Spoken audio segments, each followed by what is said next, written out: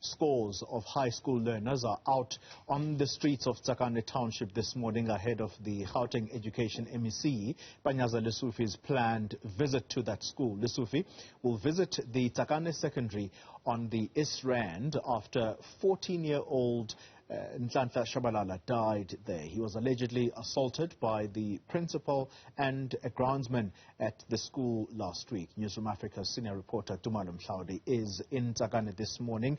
Tumaole, good morning to you. You've been there for the better part of the morning, and students were gathered around you at one point where it looked as though there was no control. Things seem to have calmed down a bit. What is the Education Department saying about teaching and learning in particular? They should be concerned.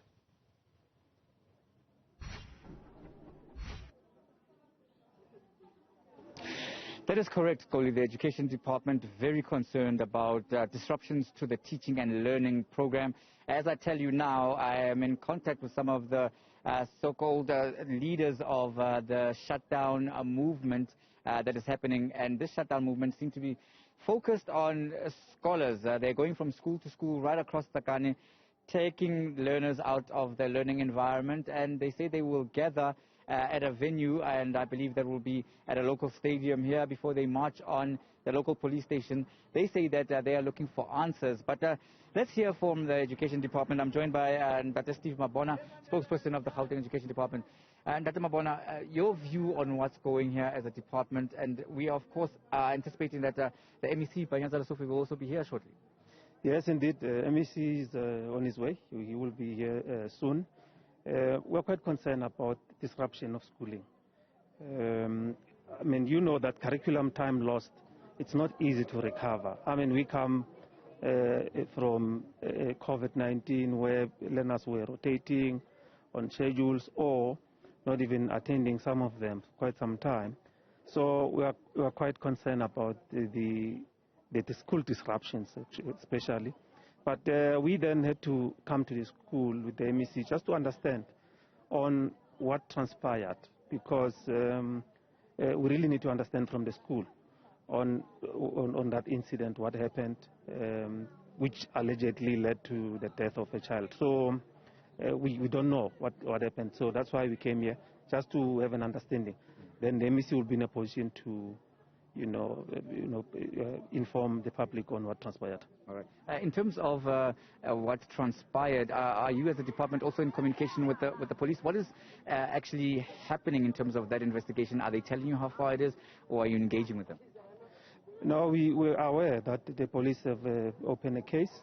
We will normally give police, ample space for them to operate. That's why we will normally, announce if they are investigating that they are investigating. We'll leave it to them.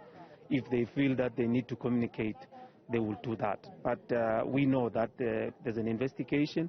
We'll monitor that very closely, as we will normally do, and just to make sure that we understand on what is happening. But MEC should be in a position to brief us more on what is it that we're going to do as a department moving forward. All right. And finally, before I let you go, is MEC likely to engage with the deceased boy's family? Yes, from the school we'll be visiting the family. His main intention is to convey his condolences, but you know that if we have such an incident or there's some learner that has passed on, we'll normally go to the family and convey our condolences. Then we'll hear if they need a psycho support, we'll normally offer to them, and any other thing that probably they will put on the table, and we'll see on how we work with them. Another quick question. This movement that is so-called the shutdown movement, from your understanding as the Education Department, is it led by learners? Because we understand that there's junior school, primary school, high school. Is this a student-led movement, or is there something behind the scenes that is happening? No, there's no learner that will be so selfish and not to think about their future. And when we engage learner formations, always, all the time, we encourage them not to disrupt. And they normally listen to say they understand that they don't need to disrupt schooling, because it's a drawback to them, and that's why we normally discourage. But we know that these are adults. selfish people who are really, we don't understand why would you disrupt schooling. For an instance, why will all the schools be disrupted because of an incident that happened at one school or two schools, if I were to put it that way? We should find a way, and if there's an acknowledgement of some sort that there are investigations or whatever the case might be, why would we then continue to disrupt schooling?